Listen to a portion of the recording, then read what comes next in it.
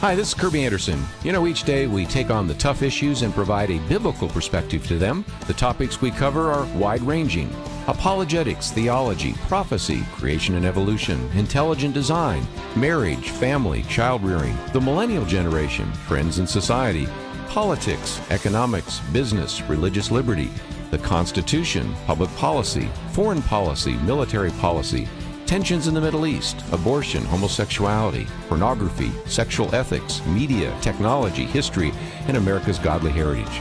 We talk about anything that affects your faith, your family, or your freedom. So don't go anywhere, because Point of View starts right now.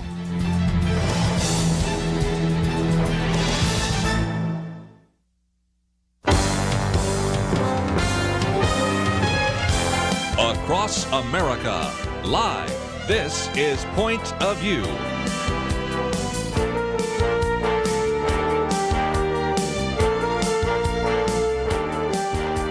And now, your guest host for Point of View. Well, welcome to Point of View today on this beautiful Wednesday. Today we are having the Millennial Round Table edition. I am Chelsey Yeoman, your host today, and I'm so excited to be with you guys. We have a stellar lineup for you, as always. Not new to us. He was here last time, but maybe new to you. Joshua Barnes is with us. He is a pastor, and I guess I could call him an influencer, but a YouTube host where he hosts The Bible Explained and really just breaks down concepts from the Bible in a palatable way for all of us. So thanks for joining us, Josh. And we also have with us today, we have Jonathan Teague. He's a senior associate pastor for Prestonwood Baptist Church. He has done an incredible job there. I know he was in the marriage ministry before and is so entrenched and ingrained in the community there and always brings us such an intellectual and incredible perspective. Thanks for being with us today, Jonathan. Hey, Chelsey. It's good to be with you today. Great. Well, today we have a great lineup for you, as I mentioned, of topics. There's no shortage of issues to discuss in the news. I got so excited reading the news this week. There's so much I want to break down with you guys that I picked like 5 or 6 topics. So you can, of course, go to pointofview.net where you can find all of our issues today and more. Or watch us live on Facebook, Point of View Radio. You can be watching Jonathan's face in studio today. Today, Jonathan, we're going to start with Coach Kennedy. This is a case out of Bremerton, Washington that's made its way. Wow, it's been about 7 years now up to the United States Supreme Court. It's really a landmark case and has great implications for us and our country. So we're going to break that one down. Our friends over at First Liberty Institute have been leading the charge courageously for Coach Kennedy. We'll also be talking about an uptick this in a recent report out of New York and New Jersey in anti-Semitism, and that it's basically at an all-time high based on hate crimes to the Jewish community. So we'll want to really unpack that. And then, of course, the big R word, recession, is on the rise, and that's something that has made its way into the news. They're finally talking about it. So I wanted to just bring it up on the show. Jonathan, you and I are not economists, but we'll do our best. I skipped that part of high school for sure. Well, I will start with Coach Kennedy's case. I'm sure many of you listening have heard of this case before because it has been ongoing for so many years. But for those of you who may not be as familiar with it, Coach Kennedy was a Christian high school football coach in Washington State, where undoubtedly it is hard sometimes to be open and public about your Christian views with the climate there. We're all aware of. And really, he started a practice years before this ever really became such a huge issue of kneeling and silently praying on the 50-yard line. And then he kind of was convicted to say a brief prayer over time to thank God for the health and safety of all the players, the good competition and whatnot. And he's a great leader for these students. Well, students started asking to join him on the 50-yard line, which is incredible. And so even students from the other team would join, and he would go out there and kneel and say brief words. Well, believe it or not, you can have drag queens at your child's place of education, but not prayer, because Washington, the school officials, they shut it down. They essentially told him no more speech of any kind like that. You have to keep it secular, which is essentially scrubbing him of his First Amendment, not only religious liberty rights, but also speech rights. They said you have to dilute it down and make it a secular, we're going to censor that prayer. And he still felt convicted. So at the end of the next Friday, after getting that letter, he went down to the 50-yard line and silently kneeled. For all they know, he could have been tying a shoelace, right? It was a silent prayer, but it was still a symbol. And the Ninth Circuit said, look, if he is in view of the public, if it's something anyone can see, it's unconstitutional. And I'm going to break down some of those issues today because I think that's such a misunderstanding of the First Amendment. That's made its way up to the Supreme Court. We had oral arguments on Monday. And in kind of an interesting turn of events, I'll break this down from the start, Jonathan, then we can really get into it together. This has turned into a case that could overturn over 40 years, 50 years of Supreme Court precedent on the Establishment Clause. You may have heard it referred to as separation of church and state. Yeah, this is like a huge deal, right, Chelsey? It's a big deal. Pretty unprecedented. It is unprecedented. Go ahead and give your take on that portion of it, Jonathan. Well, no, because I always am grateful for your legal expertise on these kind of things and the perspective you bring there. In reading the article that we had teed up for today, it had reminded me how significant this really is. I mean, some people at first glance might look at that and go, okay, well, I mean, so this is just a coach in a state somewhere and he got into it with his administration. What's the big deal? But that's really not the case, is it? I mean, this is really, really significant.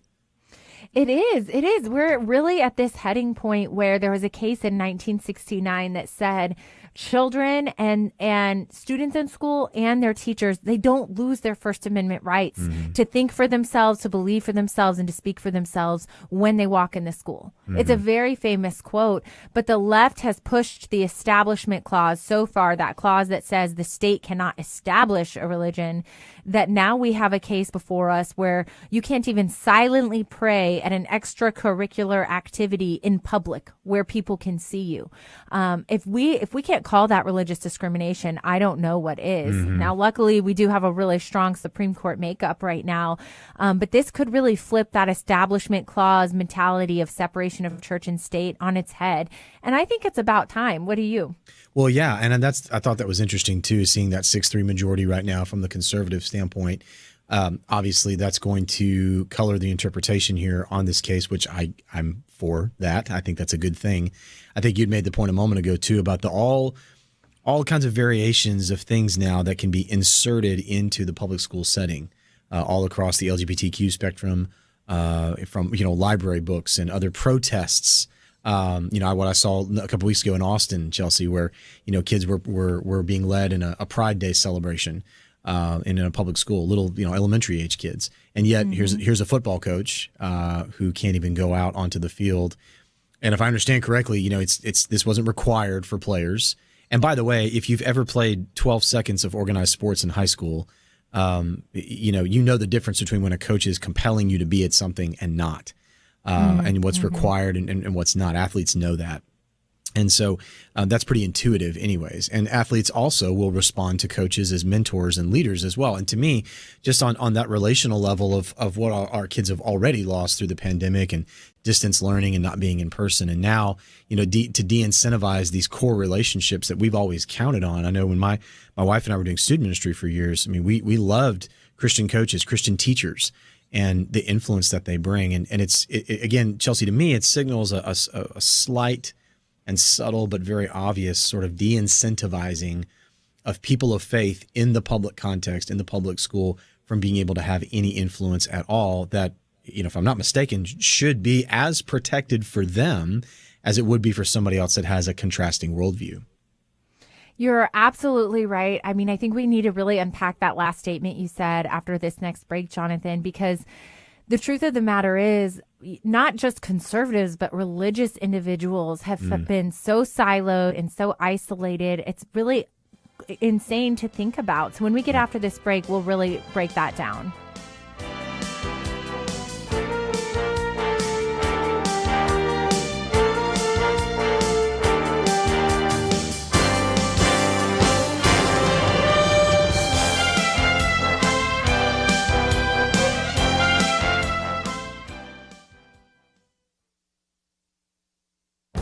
This is Viewpoints with Kirby Anderson. A few weeks ago, the Centers for Disease Control and Prevention issued a warning about the mental health of adolescents. More than 4 in 10 teens reported they felt persistently sad or hopeless. A significant percentage of teenagers said they had contemplated suicide. The deputy director of the CDC explained that their survey was a cry for help. She says the COVID-19 pandemic has created traumatic stressors that have the potential to further erode students' mental well-being. I would add, however, that some of these problems of anxiety, depression, loneliness, and suicidal thoughts were probably growing even before the pandemic. The survey was a representative sample of 7,700 teens conducted in the first 6 months of 2021. They were questioned on a range of topics, including their mental health, alcohol, and drug use. While it is true that young people had fewer medical problems due to the virus compared to older people, it is nevertheless true that the isolation and economic turmoil of the pandemic and lockdowns affected them. In previous commentaries, I've talked about other warnings from healthcare officials. For example, last fall, the American Academy of Pediatrics declared a national emergency in child and adolescent mental health. A few months ago, the Surgeon General issued a similar warning. While I applaud all of these organizations for focusing on the problem, I also hope we can find solutions to what is a growing problem of mental health. I believe that churches can provide help and encouragement to teens and their families. Pastors and youth leaders should be alert to this problem of teen mental health and work to support these young people and their parents. I'm Kirby Anderson, and that's my point of view.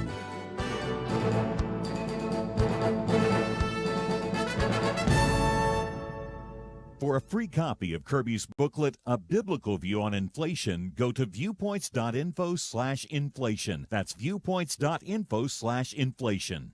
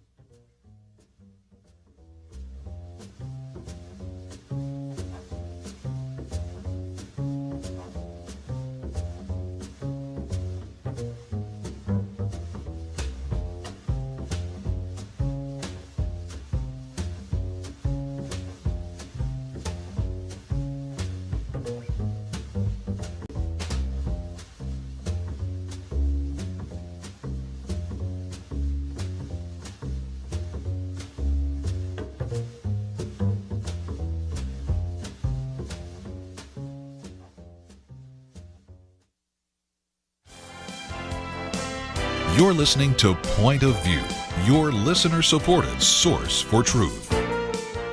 Well, welcome back to Point of View, the Millennial Round Table edition, and we're discussing this really pivotal and landmark Supreme Court case that was heard on Monday morning about Coach Kennedy, and this broader discussion that Jonathan, who is here with us in studio today, just raised an incredible issue about the real ramifications of firing a coach for a silent prayer for an extracurricular activity merely because he's in plain sight of the public sends such a message of censorship and really just what I would call suppression to religious people, where we already feel like we know we're unpopular. We already feel deeply unpopular and, inconvenient to the world and the culture, which we're supposed to be as Christians. That's not me crying about it.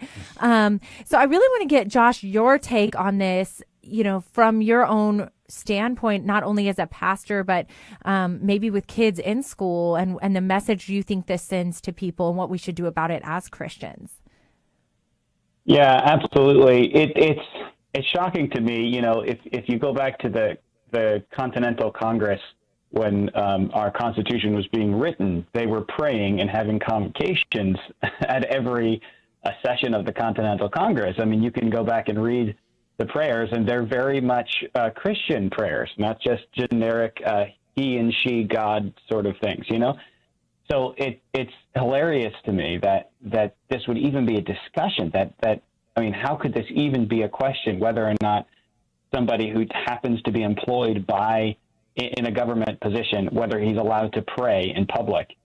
I mean, it's completely crazy to me. Now, I understand the idea that we wouldn't want a teacher forcing kids through influence to pray a certain way to a certain God or whatever like that. I understand that. But that's clearly not the case in this instance. This man is just praying after school and inviting, he's opening up the invitation to children and to the young people there to join him in prayer. This is a wonderful thing. Like, how could this be a bad thing? How could it be good for teachers in Florida to teach children about their sexual identity, but bad for this teacher to pray after a game and allow the students to join him? Like, this is completely upside down world that we live in. It is, Josh. You know what it highlights to me, that hypocrisy you're pointing out on the other side, is they are utilizing schools for indoctrination of their own right. I mean, it might not be formally a religion that they're indoctrinating, but they're indoctrinating children on race studies. They're indoctrinating children on sexuality and on the left's ideals. They're indoctrinating the children on a lot of really socialist type aspects to their curriculums. So that really explains why prayer or Christian values are such a threat to them. They do have the intent to indoctrinate. And if we're not a part of that indoctrination, we're a threat to it. And I get really fired up about this because I think that because it's religious in name and the First Amendment, it gets everybody really up in arms about it. But we have to remember, I always get back to Jonathan, the fact that we have a right as citizens of the United States to our beliefs and to speak those beliefs and to associate with like-minded believers. That's in the right to associate is embedded in the First Amendment. This right is really deep and strong and has been around forever. And I get really concerned that we as Americans, the more we get slapped by government officials, the more we lose our jobs over these things and become culturally canceled, the more we are silenced. And at the end of the day, what this coach was doing was good and really important for us as believers to just continue to lean in and say, you're talking to my child about human sexuality. Well, that's fraught with religious implications because the Bible has viewpoints on that issue, right? Sure. Yeah. Well, and so to your point as well, and to what Josh is saying is of course, it's very duplicitous here. Our founders would have referred to these as natural rights. They saw it as indigenous to all people. It's baked into the freedom of who we are, made in God's image. So the idea that the state can somehow is given free rein to restrict and constrict your free expression of any number of beliefs, one of them being religious, our founders found that to be inherently unsettling.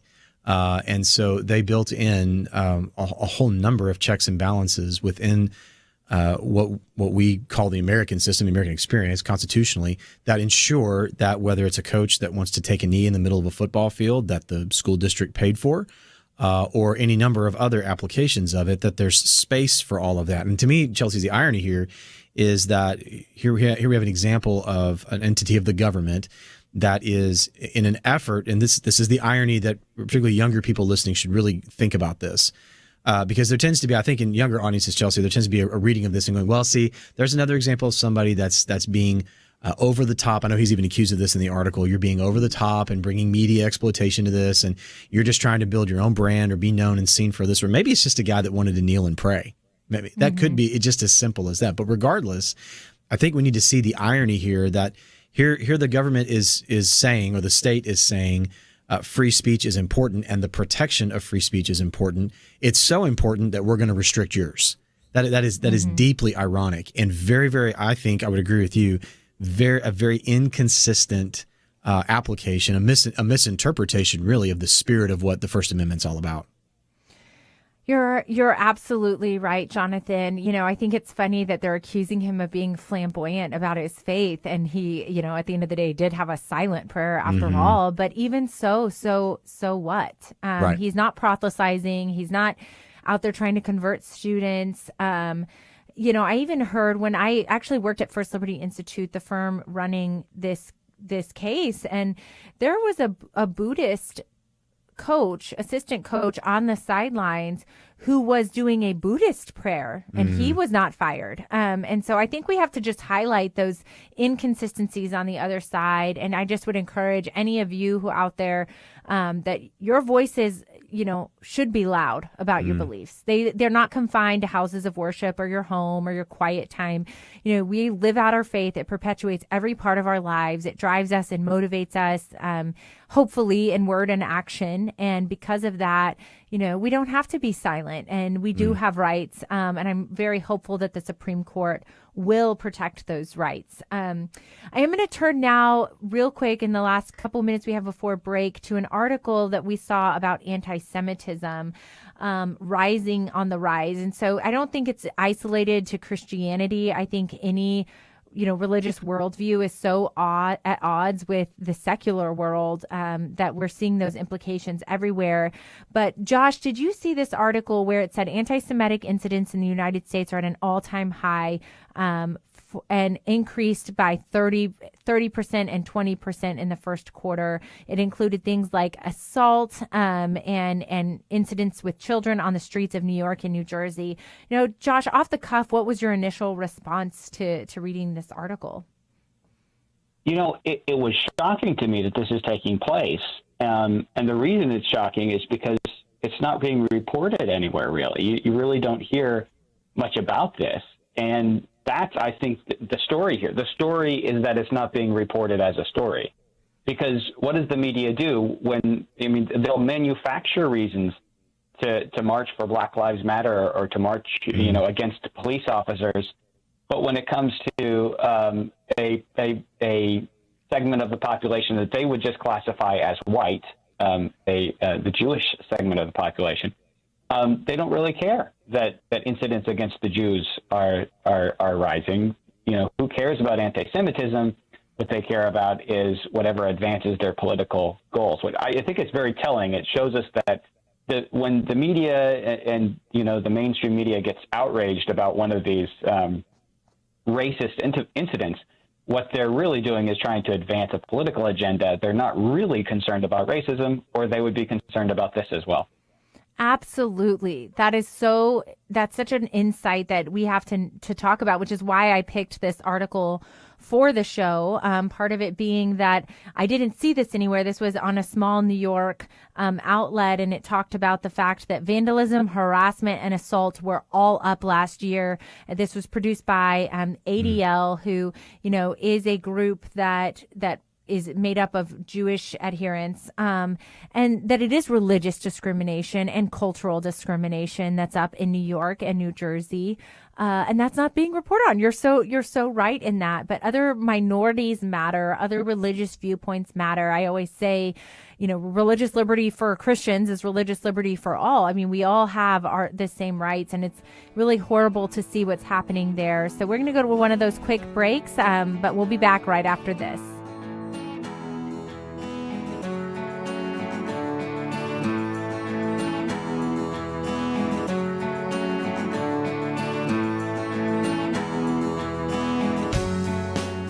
We live in a digital generation. Point of View is reaching this often overly plugged-in generation with truth. You can keep up with us 24 hours a day using your phone, your tablet, your laptop, or your desktop. Search for the Point of View Radio Talk Show on Facebook, where you can keep up with today's issues, learn about current and upcoming guests by liking us on Facebook. Also, follow us on Twitter. Our handle is @Point of View RTS. That stands for Point of View Radio Talk Show. Learn, interact, make a difference with Point of View using new media. And here's one way you can make a big difference. Help us increase our reach by spreading the word among your friends. Share a Facebook post. Tag us in a tweet. With enough joining us to plant seeds, we'll see a tremendous harvest. Come on, it only takes a minute. Search for Point of View Radio Talk Show on Facebook, @Point of View RTS on Twitter, and subscribe to the Point of View Radio Talk Show channel on YouTube. Learn, interact, share. The Point of View Radio Talk Show. Point of View will continue after this.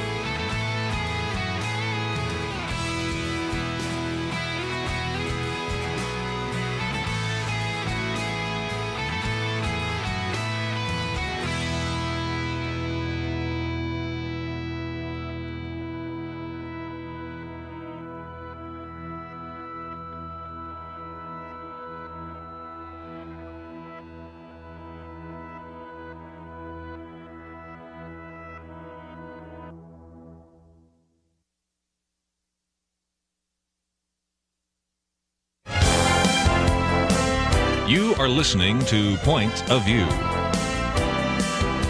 The opinions expressed on Point of View do not necessarily reflect the views of the management or staff of this station.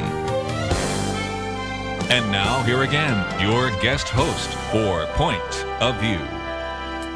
Well, welcome back to the Millennial Round Table. I'm your guest host today, Chelsey Yeoman, and I'm joined by just an incredible team here. I have Jonathan Teague and Josh Barnes on the line. They're both pastors, so they're going to out-pastor me all day long, but they're really bringing such a great perspective to what we're talking about today. Don't forget, you can go watch us live on Facebook at Point of View Radio and read all of our articles and topics or more on pointofview.net. But we're going to continue on right now. Jonathan, I want to hear from you. We've been talking about this increase from the Anti-Defamation League report in anti-Semitism throughout the whole country, actually. But the report said, 30% of the cases of anti-Semitism across the country came out of New York and New Jersey. It's at an all-time high, 51 assaults. They included vandalism, harassment, and assault in the charges, and said some of the cases were actually against children and members of the Jewish community who were in the streets just walking about, living their lives. It's a stark problem, and one that's unfortunately we're seeing, I think, across the world. And so I wanted to highlight it for us. We need to be aware that our brothers and sisters out there are facing opposition and sometimes even violent opposition. So Jonathan, go ahead and just add to what we were talking about earlier on this horrible issue. And I think your last point there, Chelsey, is significant when we get into this issue, particularly of the increase in violence. I think what we've seen in the last 3 or 4 years in particular is certainly we understand and we know that there have always been the realities of racial and ethnic tension, not only in our country, around the world, but it's certainly through various events and ways. It's been highlighted the last few years. We know that. And we know forever there's always going to be in the hearts of sinful people, which is everybody, there's always going to be these disparities and these gaps and how we interact and treat one another. What's concerning, and I would echo Josh's sentiments there, what's concerning, one, is how very little you hear about this. I think that's exactly spot on. It's just such a diminished and buried thread of stories and issues that are coming out, juxtaposed against, for instance, if we were to compare various narratives out of the Black Lives Matter movement that you would have seen in the very same city just a couple of years ago, for instance. And so look at the saturation of media coverage in that space versus instances like this. I think that disparity is worth noting. I think it's also interesting too. It's significantly notable. I heard this recently in an outlet online, Chelsey, that several Jewish, the word in our space would be seminary, but Jewish rabbinical schools, their enrollment is significantly down. In fact, some are even closing. In fact, I believe it's in Chicago, the longest running rabbinical school in the country is on its way to closing, which is interesting. And so there's a number of matters going on inside of the Jewish community in America. It's concerning, though, to see not only discrimination and attack, but then the violent nature of this as well, and that kids are involved, and it's happening within our communities, and nobody knows about it. And I think we need to stop and take note of that. And if we are going to really say that all of these different issues do matter to us, and that if somebody's being discriminated against or being treated violently, and New York City certainly just seems to be a place in particular, this seems to be a hot zone for this. I don't know if y'all have noticed this, but it just seems like constantly we're seeing more and more of this coming out of New York. Which has traditionally always been that ethnic melting pot kind of community where it's a city for the world. It's the world city in a lot of ways. And so to me, that's concerning. And like Josh said, I think we need to really pay attention to these kinds of things and make note of it when they happen. I think you're right. And as Christians, Josh, you can speak to this as well. One thing that this noted, I'll point out two things actually, because I like to talk. So one of the reasons is they think they attributed some of the backlash to Israeli airstrikes in the Gaza Strip that happened in May of 2021. And then also because the pandemic restrictions are decreasing, and as people, I guess, in New York come out and about after being holed up for a few years, I guess they're more angry and violent in these regions because in addition to anti-Semitic incidents, there was a broader trend in New York where hate crimes rose by 24%, and other types of crimes rose by 30% in the same period from the year before. And so, are people just angrier is there just less of a tolerance in general in our culture? And I think that's where we as Christians can try to be a light in this darkness. Right, Josh? Yeah, no, I mean, I think you're absolutely right. People are definitely angry. It is interesting. It's an interesting academic pursuit to examine what they're angry about, which versus what they're not angry about. The things that they should be angry about, they don't seem to be angry about. And we could go at length into that. But it is interesting that when the media reports that the Jews are heartlessly killing their enemies that are lobbing bombs at them, then you see an outrage from people in New York City where they, have, by and large, sort of swallowed the indoctrination that they've been given, and these types of things happen. It does point out that when the media makes an emphasis on something, even if they're completely wrong and laughably so, it still does affect some people, and it can result in actual violent acts.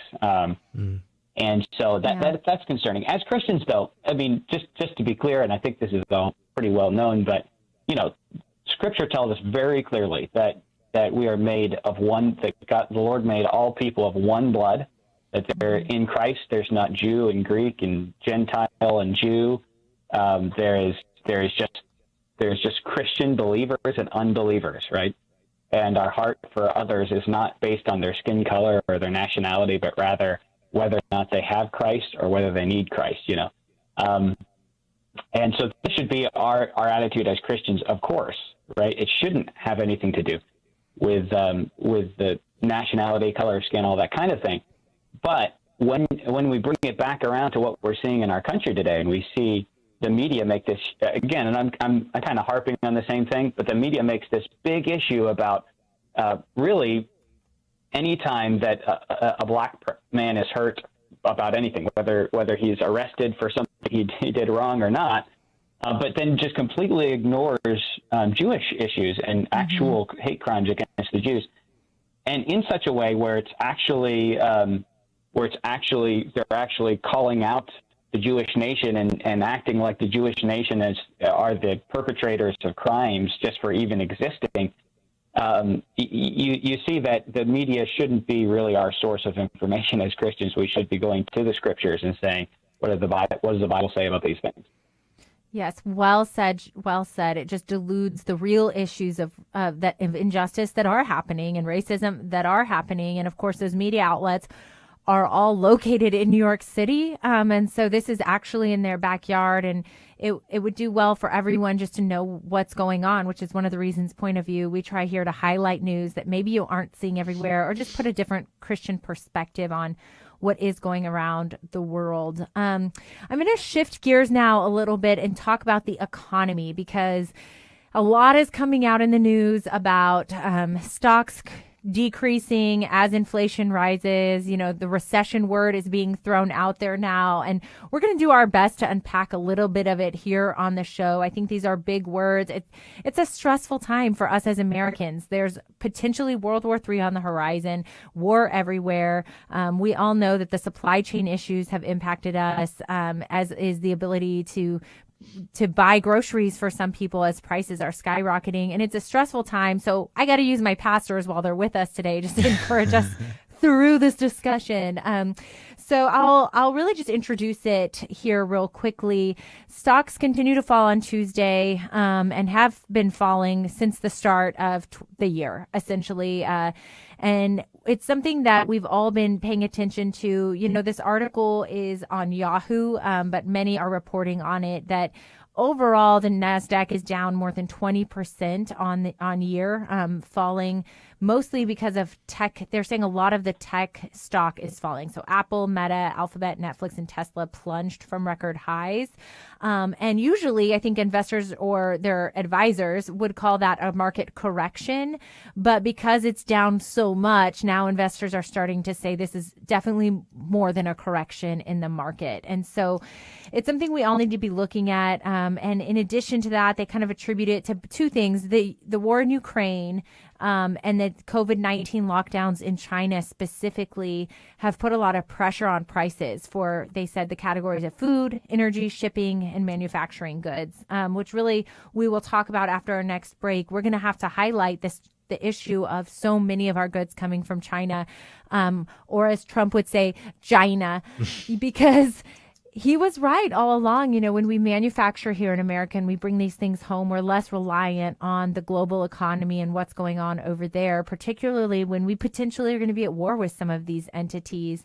We'll also discuss Russia has officially cut off Europe, or is threatening to cut off Poland and Bulgaria and certain areas nearby from gas as a whole, and maybe all of Europe. And so this reliance issue we're going to unpack. We're going to take a quick break, so don't go anywhere. We'll be back after this.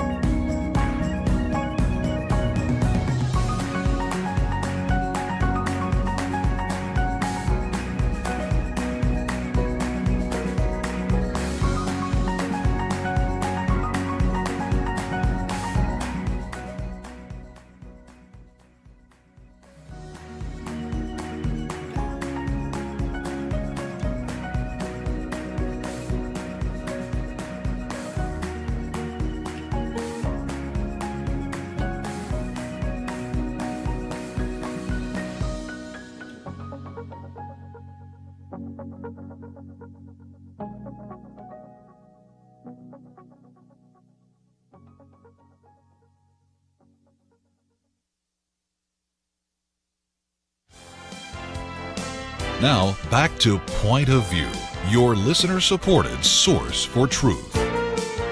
Well, welcome back to the Millennial Round Table. We are starting the discussion of what economists are now referring to as a potential recession on the horizon, and really discussing how the U.S. economy's reliance on some foreign entities and their economies, like China, is creating a deeper problem for us. And so I'll start with you, Jonathan. I kind of raise these issues that stocks are falling, and you know the federal government is raising interest rates to try to get inflation under control, which is common.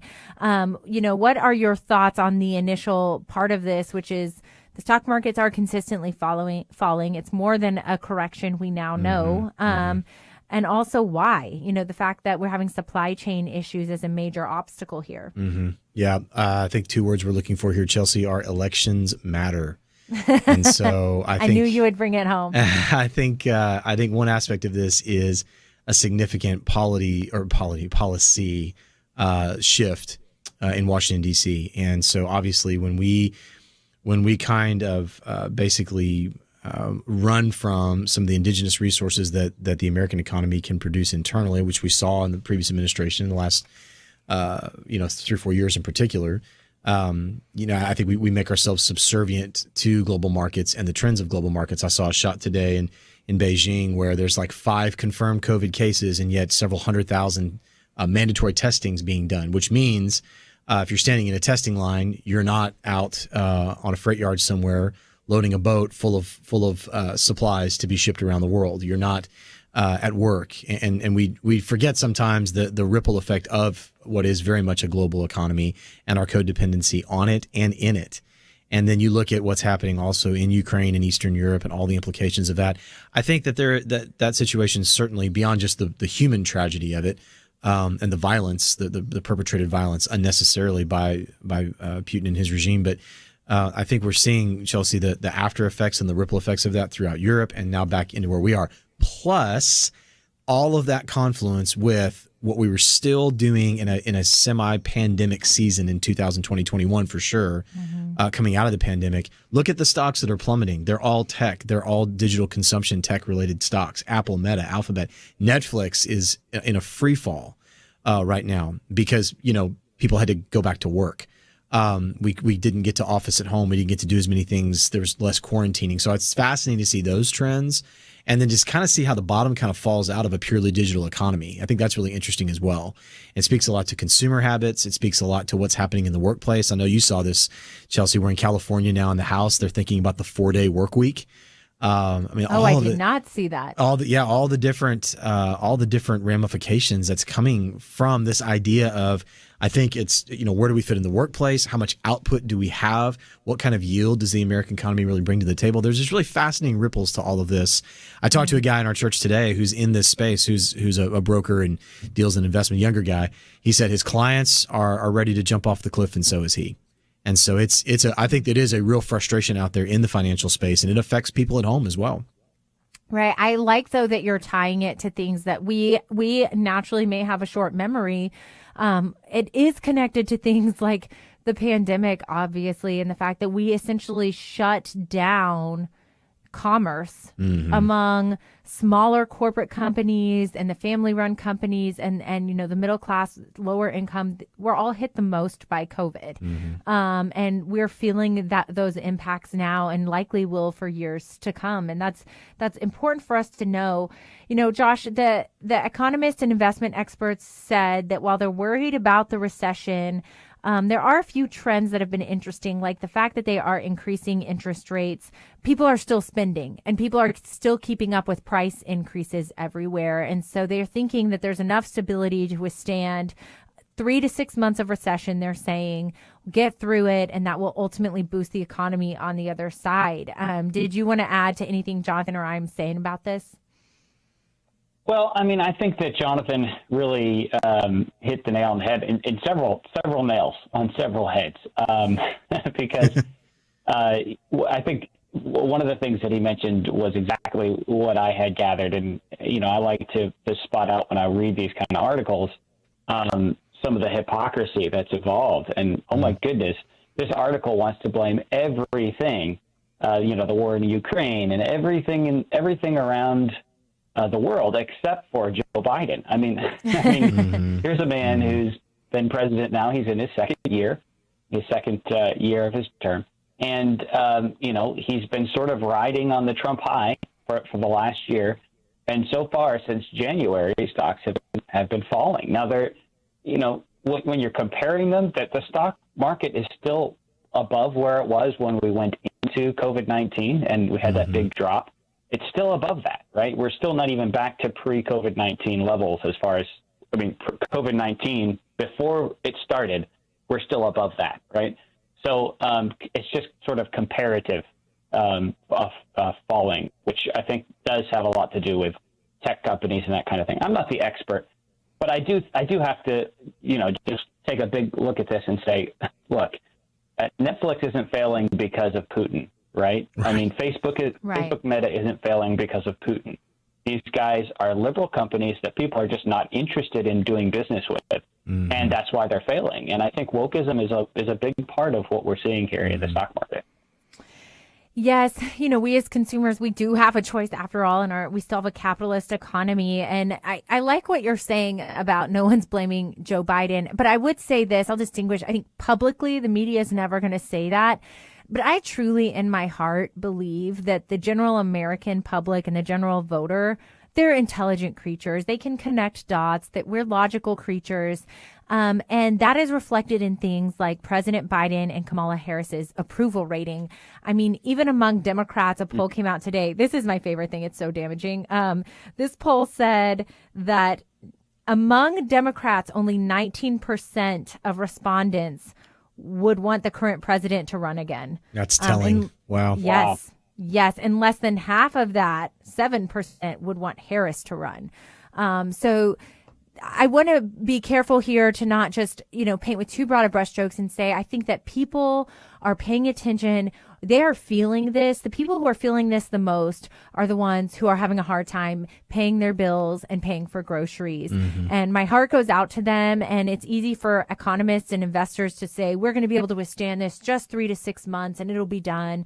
But at the end of the day, the price of housing has increased double and triple % in markets across the country. And affordable housing, that means rent is going up everywhere.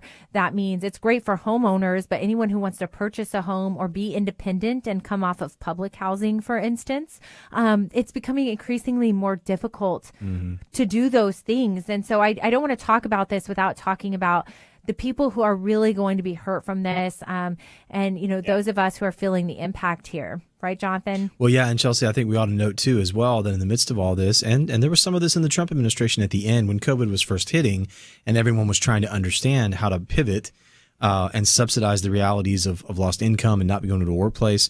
But we have printed, I'm going to get the stat wrong, but I'm paraphrasing here. But we've printed more money in the last couple of years, I think, than like all of the American Treasury combined. And so the other problem too we have is that the amount of printed money flooding into the marketplace is an issue as well. So you've got inflated costs, you've got a deflated dollar, and it's just a formula for disaster. And so again, it's a policy pivot that nobody seems to want to hit and address. We just want to keep pointing fingers and blaming. That doesn't help people that are trying to buy groceries and buy a house, like you said, buy a car, things like that. Yes. And one good thing, Josh, to note is that jobs were increasing and 1.7 million people got jobs in the first quarter. Is there anything else that stood out to you about our discussion today you want to hit home before the break? Oh, actually, after the break, when we get back. We'll be back after this short break.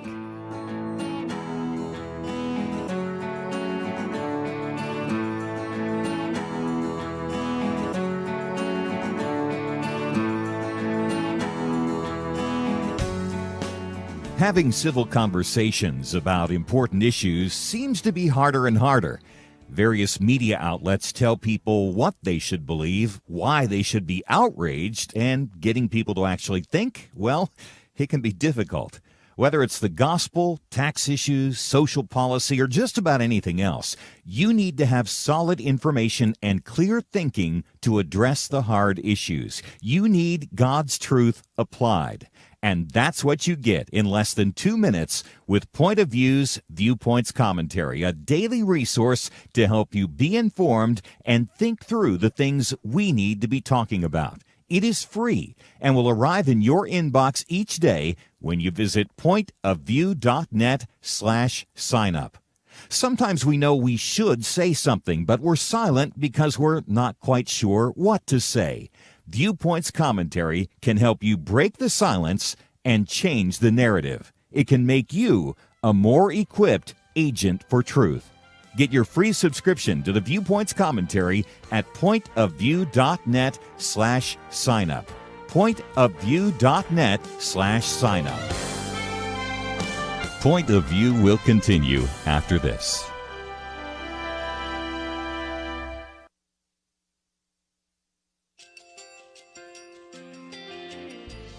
I just want to thank you so much for all the wonderful programming you have. You're just absolutely fantastic. I recently started listening to Point of View, and I really found it interesting because of the different subjects you cover. Thank you for that. I really appreciate everything that you do in keeping us informed. Thank you, Kirby, for everything that you have been doing. I appreciate all the work that you're doing, advocating for the Word of God. Thank you so much.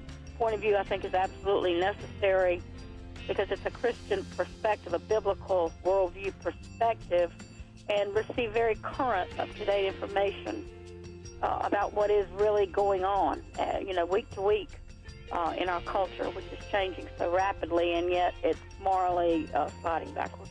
Yeah, I'm just, first of all, I thank you guys. Y'all's program is wonderful, and enjoy it every day. I learn so much every time I listen to it. Point of View Radio Talk Show.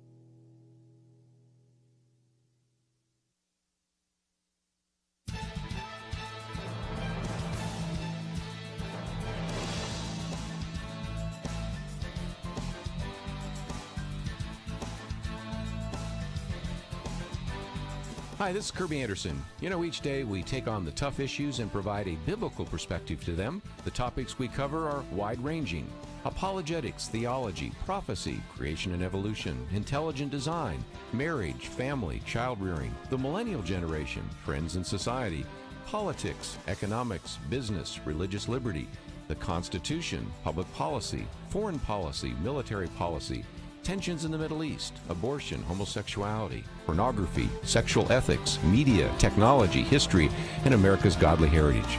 We talk about anything that affects your faith, your family, or your freedom. So don't go anywhere, because Point of View continues right now.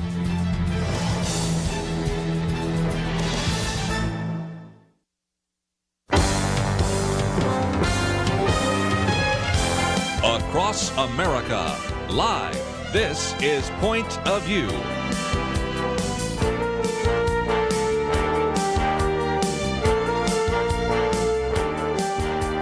And now, your guest host for Point of View. Well, welcome to Point of View, the Millennial Round Table. I'm your host today, Chelsey Yeoman, and I have with me on the line Josh Barnes. He is a pastor and YouTube host of The Bible Explained, where he explains lots of great theological, cultural, and political questions for us. Things like, what does the Bible tell us about voting? Is prophecy being fulfilled today? Things that I always find very interesting. So thanks again for being with us today, Josh. It's always great to be on Point of View, Chelsey. Thank you. Yes, well, we are wrapping up a discussion that we started in the last hour. If you did not listen, go back and listen to the last hour. We've talked about everything from a landmark Supreme Court case on religious liberty issues to a rise in instances of anti-Semitic assault in New York and around the country. But we've also, of course, been talking about the economy. And so, Josh, before the break, you were about to dive right in.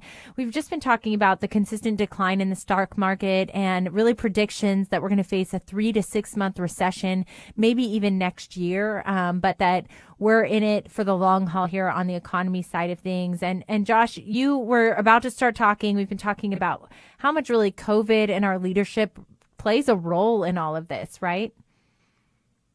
Yeah, and I just really wanted to put in one last word from the biblical perspective, from the biblical worldview.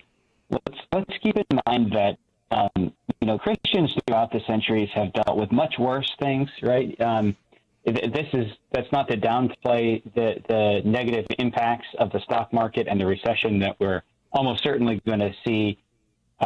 These are damaging policies. A lot of this came from damaging policies from the White House and from our leaders.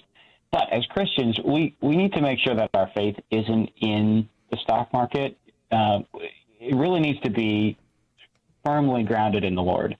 And yeah, things might get bad, things might be difficult, but we're still incredibly rich as a nation, and we should be very thankful for that and keep our eyes on the Lord. Sometimes what happens, one of the things that I think causes the most discouragement to even Christian people is when their bank account takes that hit. And you know what? I've got 4 kids. I understand what it's like to be extremely poor. And I think this should be something that calls us to faith in Christ above faith in our finances. Yes, you raised such good points, but also to encourage us to continue to engage in the world around us, and that our votes matter. We said that earlier on the show, but to know midterms 100%, are on the horizon. Yes, midterms are on the horizon. That's going to be in November. You may have primary runoffs now, even as of May and June in certain states. So just to continue to say, the responsibility is on us as citizens. If we don't like how we're being impacted by our own government, we have a moral duty as citizens of the United States, an ethical obligation to go vote and to be paying attention and to be involved and engaged in these arenas.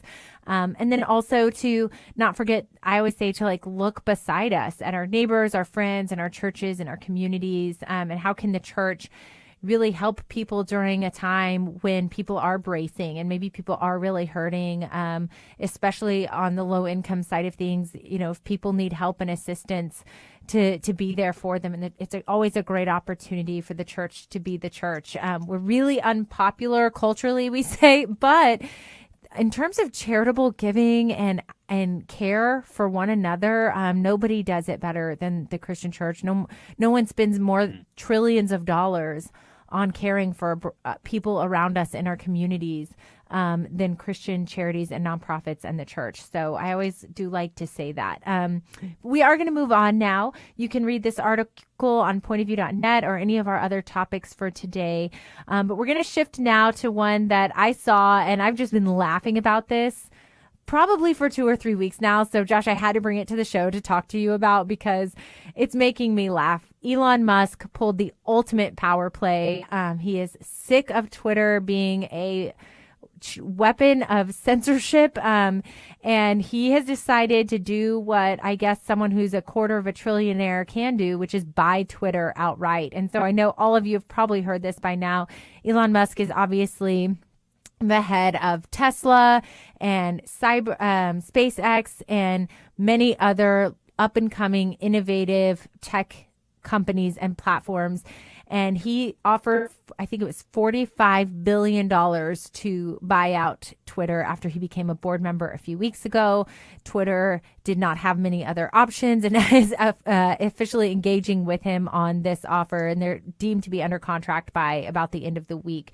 So I'm going to start there with you, Josh. I think it's funny because Twitter is freaking out. The left is freaking out. I mean, he's going to have to include some kind of trauma counseling for all these snowflakes who are like, oh no, Elon Musk doesn't think like we do in a monolith. Could he censor us? And the rest of the world is saying, yes, that's what do you think we've been dealing with for the last few years? He bought this, under the guise, he said openly, he wants it to be a free speech forum. He wants it to be a more open forum with less censorship. And I mean, in the ultimate power play, he's making it happen. Josh, do you agree with me on that about just the amount of trauma that Twitter employees are undergoing?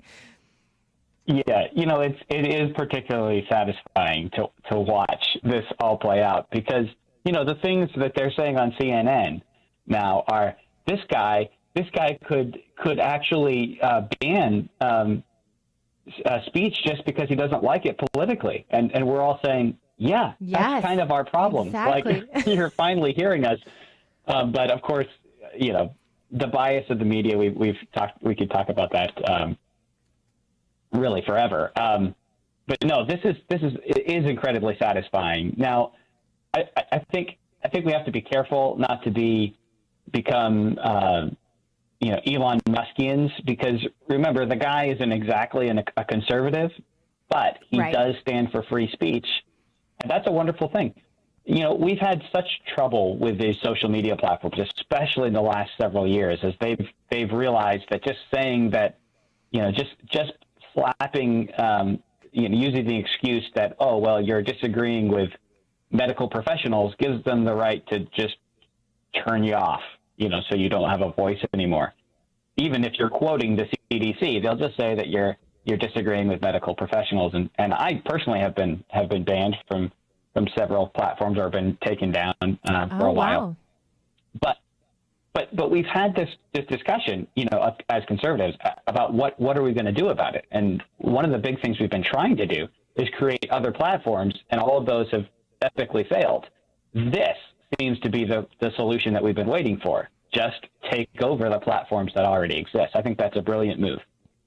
It's a brilliant move. I mean, it will be interesting to see what happens. I always say that, Twitter is a private company, even if it's publicly run. I'm saying that in that it's a corporation.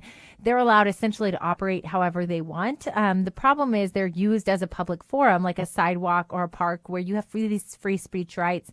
Those same rights aren't always applied in the corporate context. And so I just wanted to differentiate between that, because that's this conversation that we keep having is, what right do these platforms have to censor their users? We're going to continue that after this short break and something about President Trump and Twitter. So don't go anywhere and stay tuned.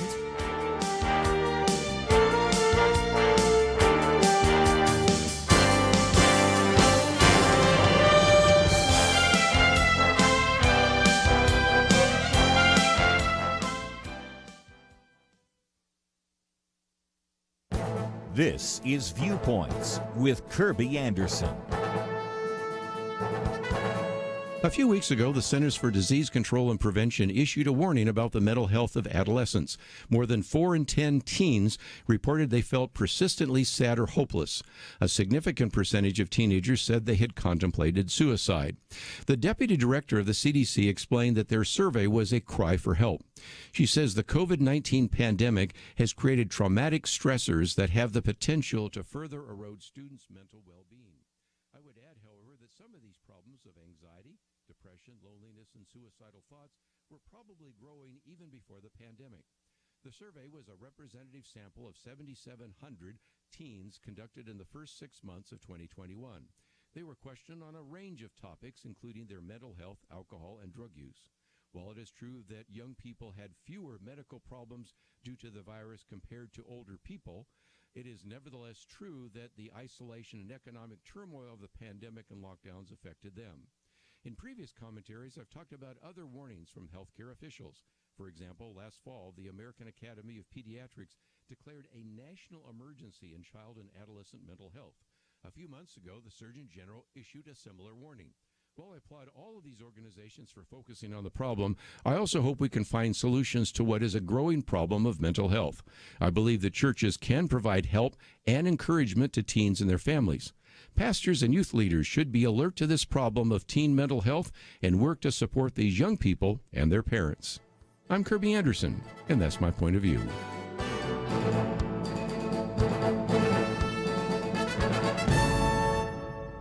For a free copy of Kirby's booklet, A Biblical View on Inflation, go to viewpoints.info/inflation. That's viewpoints.info/inflation.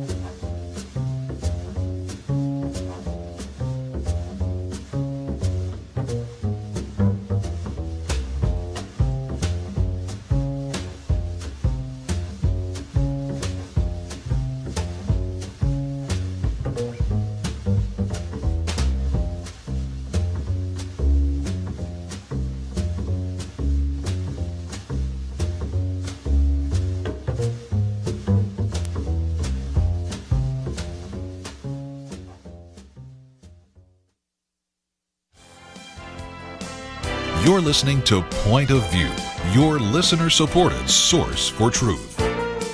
Well, welcome back to the Millennial Round Table. We are diving right in on this discussion about Elon Musk buying Twitter and the implications it could have. I'm not actually personally on Twitter. I got a couple mean tweets when I was doing religious liberty cases, and I couldn't handle it. So I just got off. I always like to say, I canceled Twitter before it canceled me. So come at me, Twitter.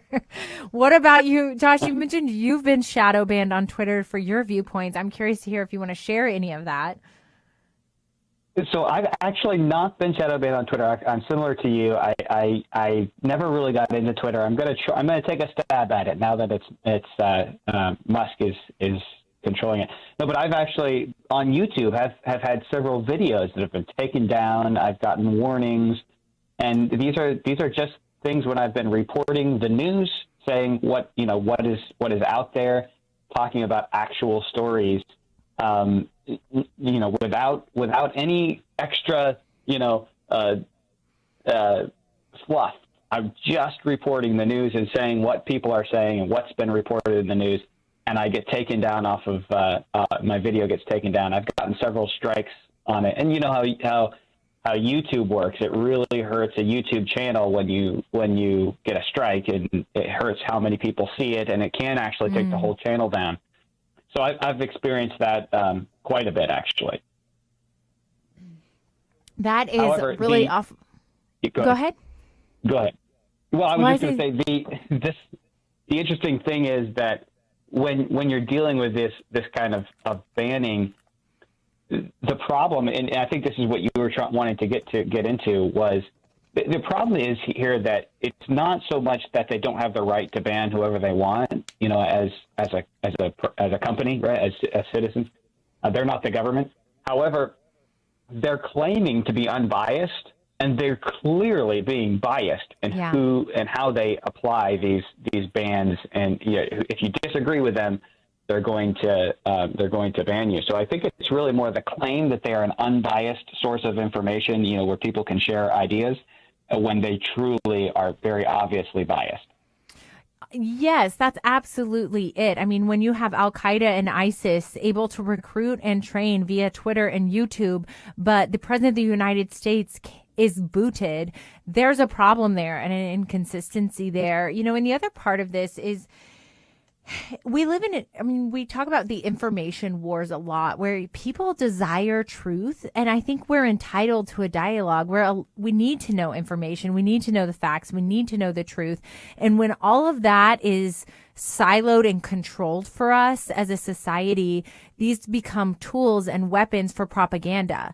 And it's a dangerous thing in a society where maybe Twitter is not controlled by the government, but the way that they're running it and the uniqueness of it being a monopoly, no one else has as many millions and millions of consumers engaged with it without real alternatives.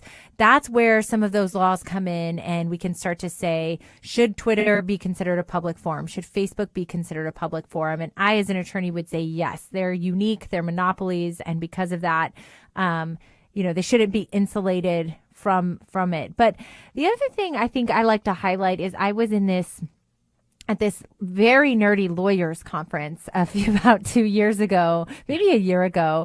And there was a section on this. What do we do about these social media platforms and the way that they're sometimes downright lying to people and controlling the narrative by controlling people's voices. And as a free speech attorney, nothing makes me more crazy than that.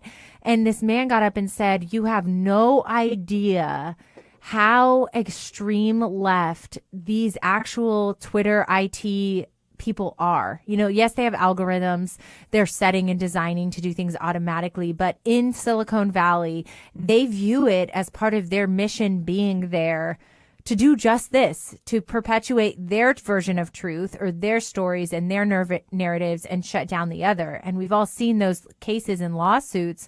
There's one in California right now where he sued them back because the government was sending Twitter by email, hey, look at this account, you should shut him down.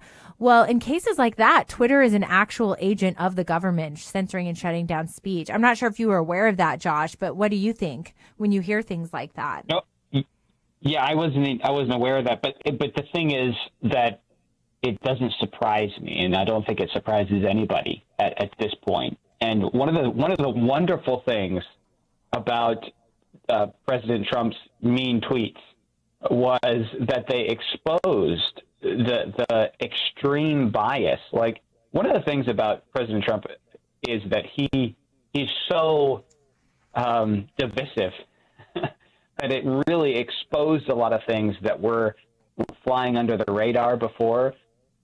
Trump's tweets being taken down exposed the bias of Twitter and of these media platforms that nobody else was really, it was sort of like a conspiracy theory type thing. Nobody really believed it was happening. Now we can see this is real. This is really happening. And now we're all even experiencing it. You even if you quote the World Health Organization and say something that Facebook doesn't like, they're going to slap a no, that's not true on it, even if you're quoting, the World Health Organization. I reported last 2 years ago a story about how different states were talking about seceding from the Union. And I asked the question, is this really a good option for conservatives? And YouTube takes down my video because how dare you even ask that question? These are things where it's very clear now that there's this obvious bias that says we don't want any information getting out there that goes against the narrative that we're handed. And where does that narrative come from? Well, yeah. I mean, it's got to come from a centralized source somewhere where they're setting this narrative that has to be. It does, and it looks like it's governmental. Yeah, it does. And also just, I think, indoctrinated people at a private company who view it as their job to mold our minds with the right information, right? It's indoctrination at its finest. But that leads me to this fact that all of you, really, I just want us to think about together is we as consumers, we do have a choice. I know that that's the major platform, but President Trump has made a new platform that is supposed to be, he says, not really competing with Twitter. It's called Truth Social. It's his own platform for his voice. He said even if Twitter were to reinstate his account, he would not join Twitter again. He wants to create a separate, more interesting platform where users can interact with each other more. There's not the same level of censorship. Of course, he opened the door to any and all walks of life and ideologies, but I think we can know that mostly, people who lean right or conservative or are interested in him would be joining. I love this as an alternative for consumers. Real quick, Josh, did you see that and think that Truth Social has any real chance of competing with Twitter? I did, and I think Trump. I don't think it's going to be I don't think it has a real chance of competing. I could be completely wrong, but it doesn't seem to be a very successful endeavor. However, I think Trump is going to come back to Twitter. I think he's just trying to use this as a way to promote the Truth Social, which he thinks still has a good chance of being successful. I'm skeptical about that. Just because you're definitely half the population is just not going there because they're just not interested. And Twitter, at least, you have people who have been there, liberals and leftists who are going to remain. So you have you're always going to have a larger audience on Twitter, I think, than something like Truth Social. I know that brings us back to our monopoly conversation where we say every time we've seen one of these platforms, you mentioned this earlier, Josh, kind of pop onto the scene, some people will join it, but it inevitably gets shut down. I think there was a platform that got shut down after the January 6th riots that everybody was starting to use. It was becoming very, very popular. Do you remember the name of that, Josh? I do not. I can't remember the name of it. I'm pretty much a Facebook, YouTube, Twitter kind of guy. I don't really go beyond those. Yes. Well, it was getting a lot of users. And of course, they were shut down for being a part of the January 6th riot when there was actual proof that more had been done on Facebook to coordinate that protest than this other platform. And so these platforms often don't stand a chance. But I got to give it to Trump. Once he has an enemy, it's always an enemy. And he is going to try to take on Twitter. He even mentioned Twitter has fake bots and fake accounts, and we're doing everything we can to have, more user-friendly individuals on our account. So if you're interested in Truth Social, is his new platform. He's launching it. They say they're having millions of users already starting to engage with them. It's a brand new cloud service. Go look that up. It's created by Trump Media and Technology Group. I think it's always a great idea to have other alternatives. So when we get back after this, we're going to turn to California and some crazy things that are happening out of their legislature. So don't go anywhere after this short break.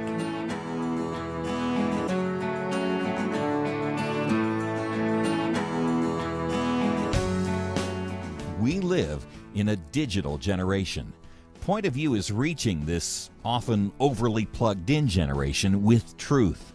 You can keep up with us 24 hours a day using your phone, your tablet, your laptop, or your desktop. Search for the Point of View Radio Talk Show on Facebook, where you can keep up with today's issues, learn about current and upcoming guests by liking us on Facebook. Also, follow us on Twitter. Our handle is @PointOfViewRTS.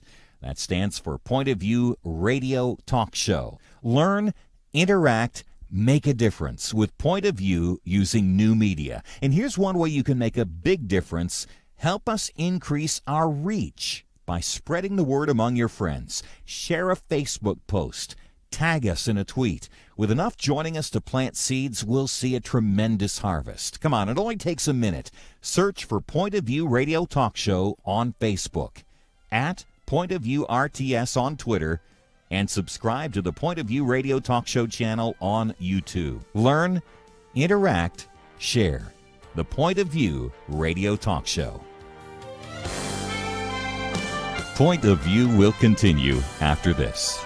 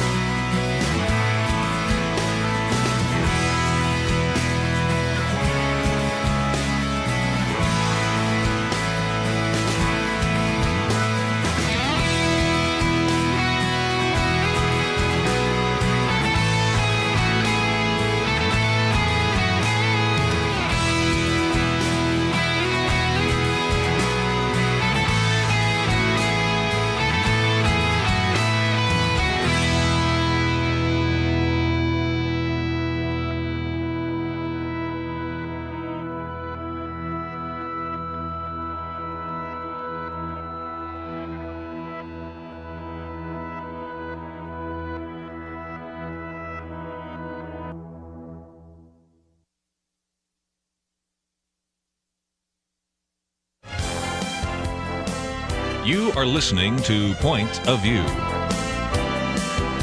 The opinions expressed on Point of View do not necessarily reflect the views of the management or staff of this station. And now, here again, your guest host for Point of View. Well, welcome back to the Millennial Round Table today. I am your host, Chelsey Yeoman, and I have with us today a brilliant mind, Josh Barnes. He unpacks these issues so greatly. I love his keen sense of irony and how he's bringing to the surface so many hypocrisies we see around us, but also truth. So thanks for being with us again, Josh. Yeah, it really is great to be with you. Thanks, Chelsey. Of course. We are going to turn now to our next article. You can, of course, read these topics or more on pointofview.net. There's tons of resources on Point of View. They do an incredible job just equipping us as not just believers, but members of society, or maybe even just conservatives, on how to think about and talk about these issues in new and fresh ways, perspectives that we don't always get from maybe some of our other media outlets, maybe. Or so don't forget to go to pointofview.net. You can also watch on Facebook, Point of View Radio on Facebook. But our next issue is about a bill that California Democrats were pushing through that would open the door literally to decriminalizing infanticide. So infanticide is when you kill an infant, if you are not aware. And it is obviously homicide across the country. To when you kill a living infant, it's considered murder. You can be brought for murder, child abuse, or even neglect that results in the death of an infant is considered actionable criminally. And for the first time, California and some other states, Maryland, are pushing this bill, are trying to allow abortion not just up until the second trimester. They already do that. Past the third trimester, which they already allow, up until birth, you can kill your child. California is trying to expand that to what they call the perinatal period. They snuck this into the bill, and that is traditionally a period from 30 to 45 days after a newborn is born. And so what we're seeing, I wanted to highlight this article. It's a really difficult topic to discuss. I work for Human Coalition Action, where we serve and advocate for mothers who are seeking abortion every single day, for alternatives, for resources, for help, for support and assistance, because we want to see mothers choose life and not harm their children. And we don't believe that women have to kill their own children in order to be successful in this society. We love life. We love the unborn. So I should just go ahead and say that off the bat. You guys know better than anyone just how passionate I am about protecting life in the womb.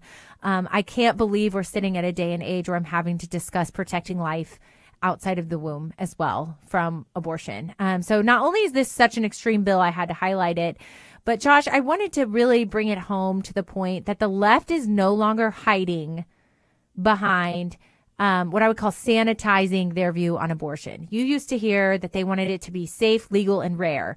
You used to hear out of the pro-abortion side that it's kind of like a necessary evil or a last resort, but it's just for helping women. And I think what we're seeing, because Roe, is on the horizon, it's on the chopping block for the first time in 30 years, the United States Supreme Court has been asked to overturn Roe. That case is called Dobbs versus Whole Women's Health. It's a case out of Mississippi. You should know about this. It will be coming out at the end of June. So be praying for our justices, be praying for the clerks. They're writing the opinion and can vote and change their votes up until they release the opinion. And so it's this pivotal time in our country where all eyes are on this issue. And it's really the first time that I can see the left losing on this issue. And I don't think they saw it coming. And I think it's blindsided them. And I think the embers of a dying movement on the abortion side, we're starting to see how extreme and horrible they really are towards life. Aren't we, Josh? Yeah, you hit the nail on the head, Chelsey. You really did. I mean, this is consistent pro-choiceism. I mean, this is consistent. This is just following it out to its conclusion, right? I mean, if a human being who is biologically a human being is not valuable in the womb, what makes them valuable outside of the womb, right? I mean, if the reason that they're killable is because they're dependent on the mother within the womb, then they're killable as soon as they exit the womb too, right? I mean, this means that a woman who gives birth to a child, a baby, who she should love and care for, if she gives birth to this baby, puts it in a dumpster and walks away to let it die, this is equal to abortion. They're admitting this here, that this is the same thing as abortion. And rather than saying that abortion is abhorrent because it's the same thing as infanticide, they're actually saying, no, infanticide should be legal just like abortion. And going even further than that, there's a tweet that's noted here from the National Abortion Rights Action League in pro-choice California that says that this bill ensures that no one is prosecuted for a stillbirth, a miscarriage, or an abortion. I mean, this is nonsense that that this bill is designed for stillbirths or miscarriages. Nobody is suggesting that a mother should be investigated for having a stillbirth or a miscarriage. And one of these three things is not like the others, right? Stillbirth and miscarriage is an accidental death for some medical cause that has nothing to do with purposefully murdering an infant. And yet it's being lumped in as if to hide the horrors of abortion, we can say, well, it's just like stillbirth or miscarriage.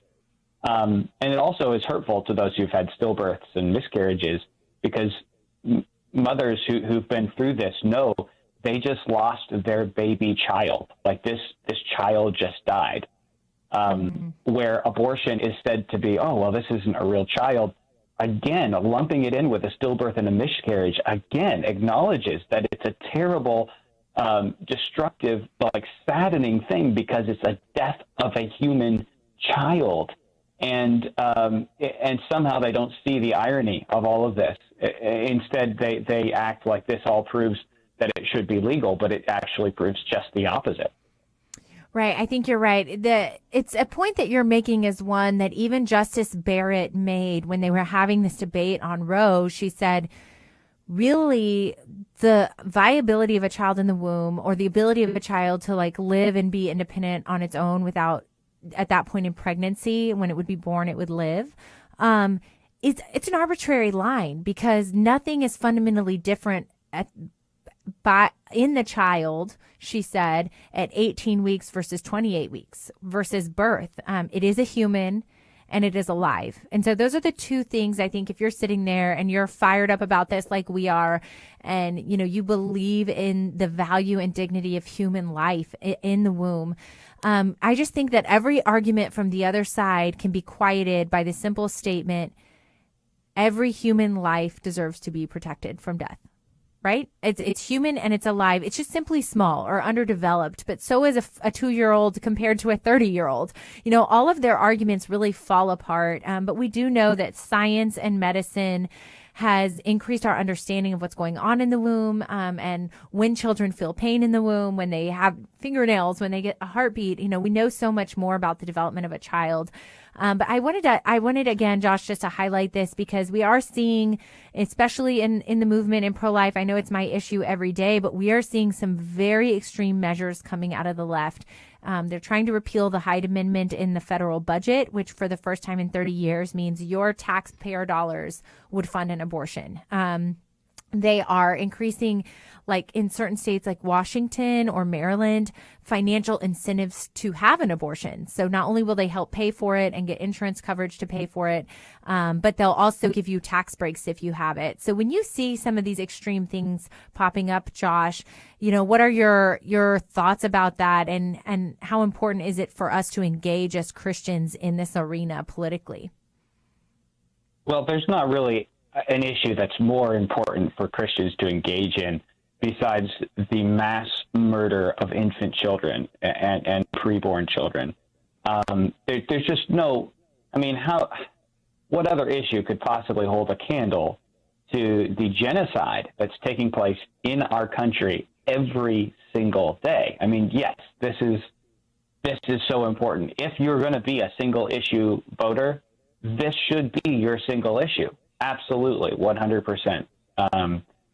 We cannot turn a blind eye to murder in our country, mass murder that is sanctioned by our government and supported by our tax dollars. We cannot turn a blind eye to that and expect, and to even, with any good conscience, ask God to bless America. This is just absolutely outrageous and fundamentally wrong. When we devalue life, that is the beginning of every other problem in America. We just don't value life anymore. And it really, I think a lot of it stems from abortion. One of the amazing arguments for abortion is, I think I'm running out of time, but there's a lot to say here, basically, is what I'm saying, but it should be incredibly important to us as Christians. Well said, Josh. Well said. Well, more on this and one more issue before we head out for the day. So stay tuned after this short break.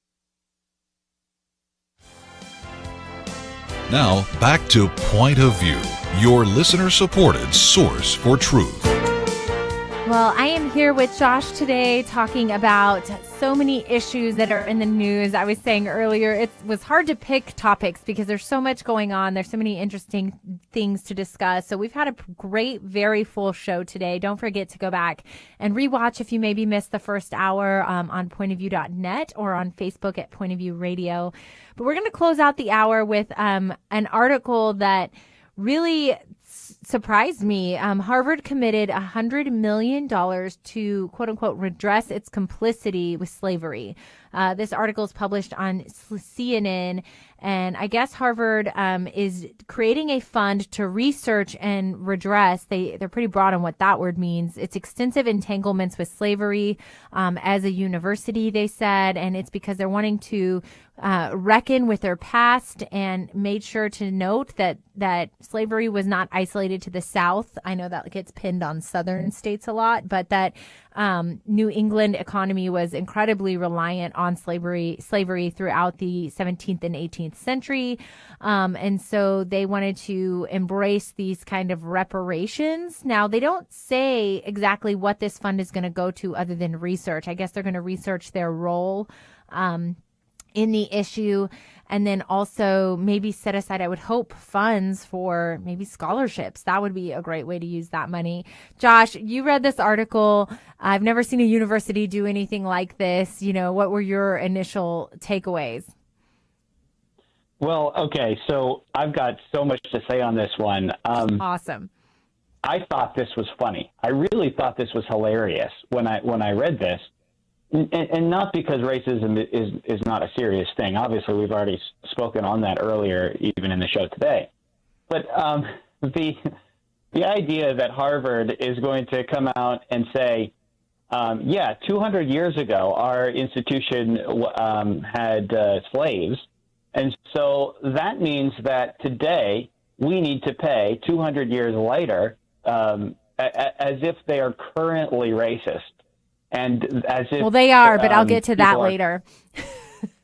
Right. That's the funny thing, right? They're acting as if they are racist for things they did 200 years ago and ignoring the things, the racism that really exists in these liberal leftist universities today, right?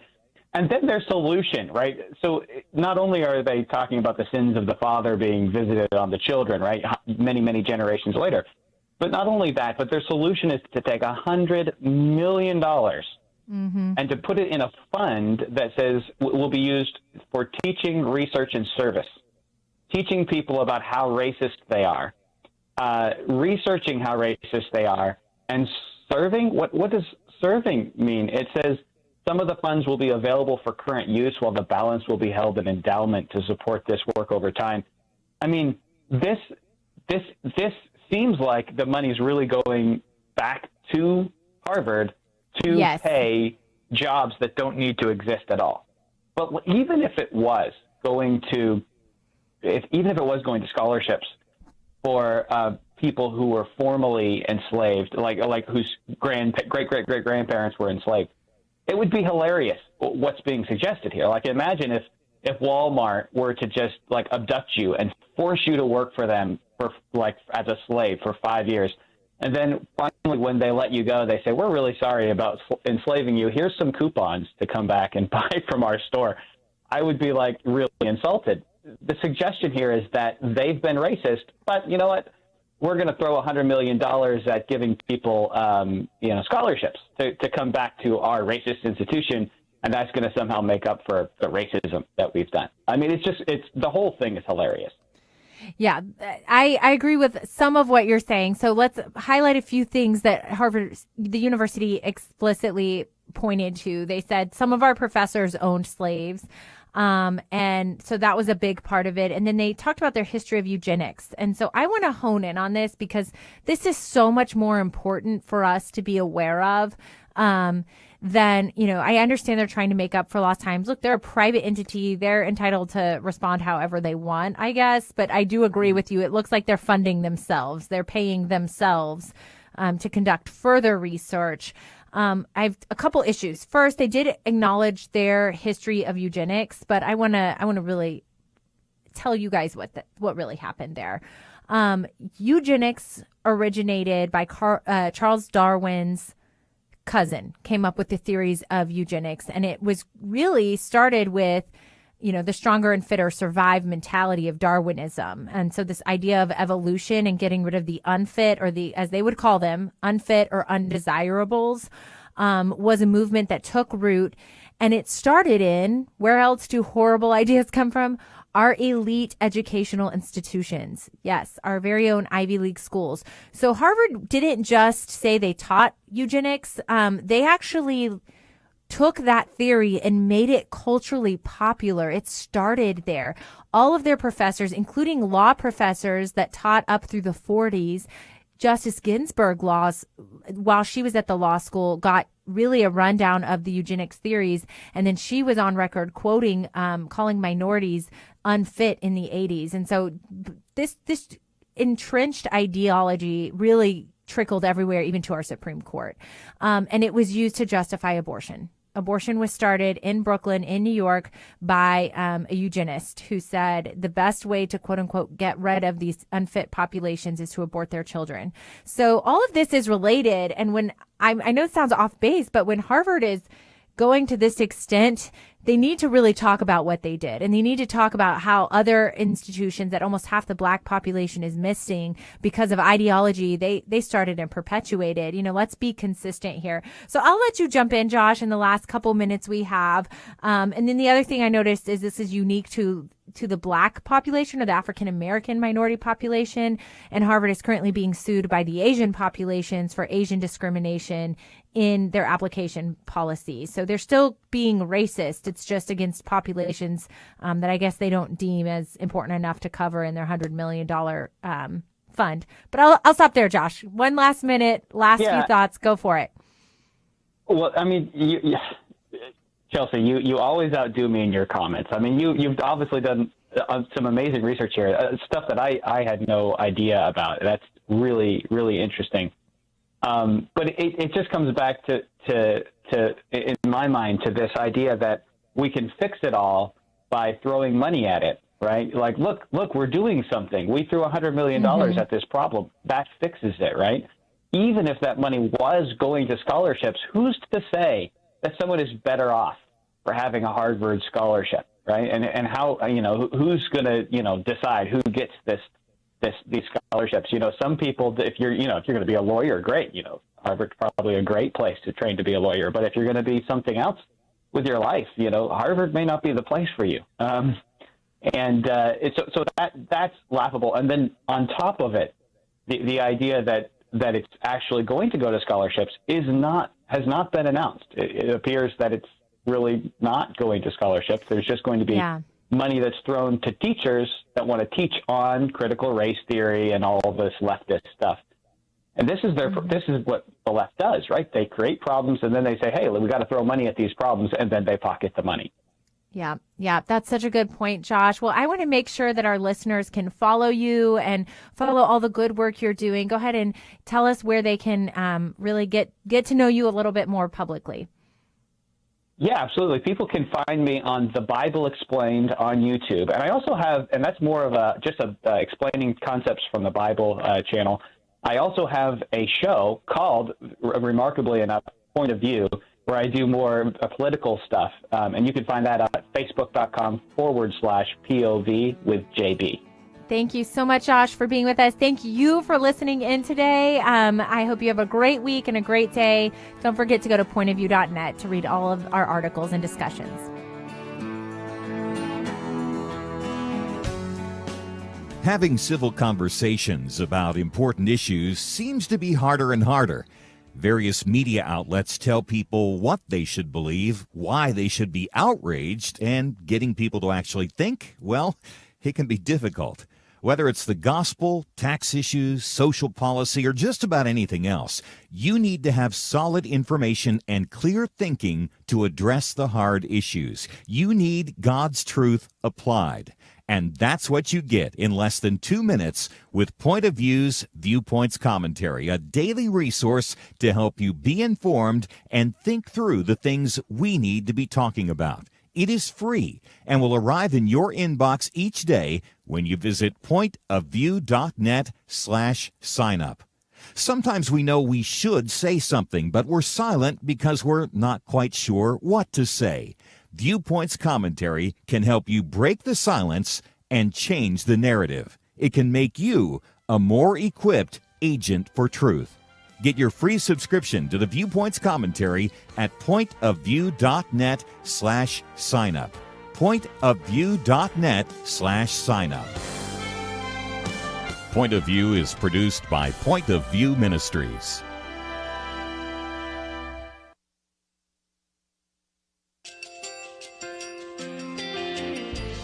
I just want to thank you so much for all the wonderful programming you have. You're just absolutely fantastic. I recently started listening to Point of View, and I really found it interesting because of the different subjects you cover. Thank you for that. I really appreciate everything that you do in keeping us informed. Thank you, Kirby, for everything that you've been doing. I appreciate all the work that you're doing, advocating for the Word of God. Thank you so much. Point of view, I think, is absolutely necessary because it's a Christian perspective, a biblical worldview perspective, and receive very current, up-to-date information about what is really going on, week to week in our culture, which is changing so rapidly, and yet it's morally sliding backwards. Yeah, I'm just, first of all, I thank you guys. Y'all's program is wonderful, and enjoy it every day. I learn so much every time I listen to it. Point of View Radio Talk Show.